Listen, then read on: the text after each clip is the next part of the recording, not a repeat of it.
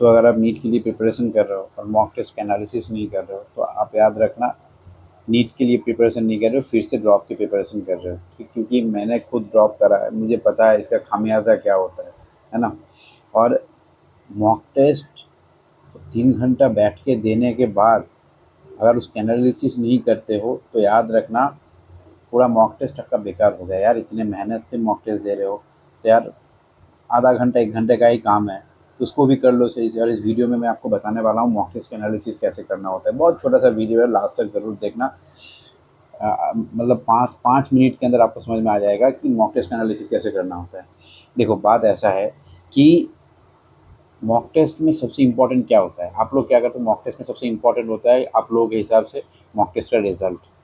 नहीं यार, ऐसा नहीं होता है। मॉक टेस्ट का रिजल्ट इंपॉर्टेंट नहीं होता है। मॉक टेस्ट में आपने गलती कहाँ पे करी है वो इंपॉर्टेंट होता है। मॉक टेस्ट में आपके मार्क्स जो आएगा, मार्क्स तभी बढ़ेगा जब आप मॉक टेस्ट में जो मिस्टेक्स है उसको सही से एनालिसिस करोगे।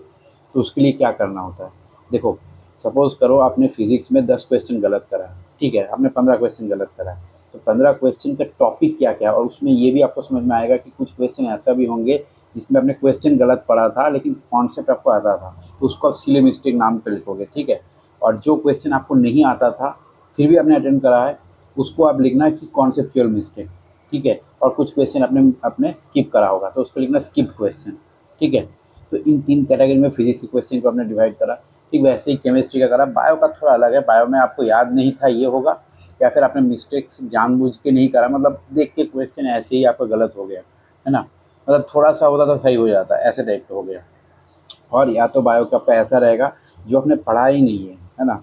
तो ऐसे करके देखना। और उसके बाद मिस्टेक नोटबुक में आपको एक लाइन में आपको उसका फार्मूला, फिजिक्स केमिस्ट्री में उस टॉपिक के जो फार्मूला है जहाँ पे आपने गलती करा है बस उसी पॉइंट को लिखना है, पूरा पॉइंट नहीं लिखना है। इससे आपको बहुत ज़्यादा नोटबुक मोटा हो जाएगा और उससे आपको प्रॉब्लम होगा। इसलिए उसको रिवाइज करोगे, उसी टाइम पे नोट डाउन करोगे एक लाइन में। इससे दो काम होगा, आपने नोट डाउन भी कर लिया चेकलिस्ट की तरह, और दूसरा बात ये होगा कि आपका वो चीज़ें रिवाइज हो जाएगा। बाद में इस मिस्टेक कॉपी को जब आप देखोगे तब उस एक लाइन को देख के आपको 10 लाइन याद आ जाएंगे। बात को समझो, शॉर्ट में करना सीखो चीज़ों को। लॉन्ग लॉन्ग नहीं करना है, ना ही लॉन्ग लेक्चर देखना है, ना ही लॉन्ग में नोट करना है आपको। ऐसे करके केमिस्ट्री में भी करना है। बायो में सिर्फ और सिर्फ आपको टॉपिक के नाम लिख लेना है जो टॉपिक में आपने गलत करा है, और उसको थॉरोली रिवाइज करना है। इससे क्या होगा, बाद में उस टॉपिक के नाम भी अगर आप देखोगे ना तो पूरा टॉपिक आपको याद आ जाएंगे। यार मेरी बात मानो, मॉक टेस्ट दो और मॉक टेस्ट के एनालिसिस करो मिस्टेक्स को, है ना। और प्रीवियस ईयर क्वेश्चन लगाओ। बस लास्ट के टाइम पे इतना ही करना होता है, इससे ज़्यादा नहीं करना होता है, ठीक है। बहुत सारा लॉन्ग लेक्चर देखने की ज़रूरत नहीं है। अगर आपने पढ़ा नहीं है बिल्कुल तो उस चैप्टर को अभी के लिए छोड़ दो। बायो एंड केमिस्ट्री की बात नहीं कर रहा हूँ, फिजिक्स की बात कर रहा हूँ। लेकिन बायो एंड केमिस्ट्री में नहीं पढ़ा है आपने तो एक काम करो, केमिस्ट्री के लिए आई विल सजेस्ट फिजिक्स के गैलेक्सी केमिस्ट्री रिवीजन चेकलिस्ट, उसको फॉलो करो। वहाँ से आप 1 से 2 घंटे में एक चैप्टर कंप्लीट हो जाएंगे। और बायो में आप माइंड मैप वाला लेक्चर देखो, ठीक है, 1 घंटे में एक चैप्टर कंप्लीट हो जाएगा। उसको थॉरोली रिवाइज करो और मॉक टेस्ट में जाओ। जितना भी मॉक टेस्ट दोगे यार, याद रखना, the more you sweat in practice the less you bleed in war, ठीक है। तो इसीलिए याद रखना, आपको जो मैंने बोला, ठीक है, मॉक टेस्ट के एनालिसिस और मॉक टेस्ट और प्रीवियस ईयर क्वेश्चन पेपर जितना करोगे, और एनसीईआरटी, बस और कुछ नहीं करना है। इस टाइम पे इंपॉर्टेंट है क्या नहीं करना है। देखो मॉक टेस्ट एनालिसिस वाला वीडियो था लेकिन उसमें भी आपको मैंने बहुत सारा इंपॉर्टेंट बात बोल दिया। याद रखना जो मैंने बोला, वीडियो को बहुत सारा शेयर करना। जिनको जिसको जिसको समझ में नहीं आता मॉक टेस्ट का एनालिसिस कैसे करें, बहुत छोटा सा वीडियो में मैंने बता दिया।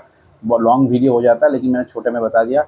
मेरी बात को याद रखना और मेरे चैनल को ज़रूर सब्सक्राइब करना ऐसे ही और वीडियोस पाने के लिए। और हाँ, आप में से बहुत से स्टूडेंट्स को कंसिस्टेंसी में प्रॉब्लम होता है, तो मेरा एक ग्रुप है टेलीग्राम में, ठीक है। मेरे चैनल को ज्वाइन करो, यूट्यूब टेलीग्राम वाला, वहाँ पे आपको एक ग्रुप मिलेगा, उस ग्रुप में ऐड हो जाना और अपना डेली का टास्क वहाँ पे भेजना।